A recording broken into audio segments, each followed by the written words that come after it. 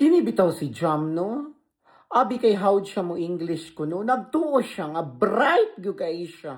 Pero nalibog ko, ug naghuna-huna ako. Nakabalo ba ka na siya sa iyang gipang yaw-yaw, no? Nakabalo ka na sa iyang mga gipang English? O nagpataka ra gyud siya ratatat para lang gyud ingnon nga hawd siya mo English ug bright siya. Pero dili na baya mailad ang katawhan. Kay ang katawhan basig dili hawd mo English, pero makasabot gyud kung unsa ang kamatuoran. Busa ka na imong baba jam butangi sa nagprino usahay.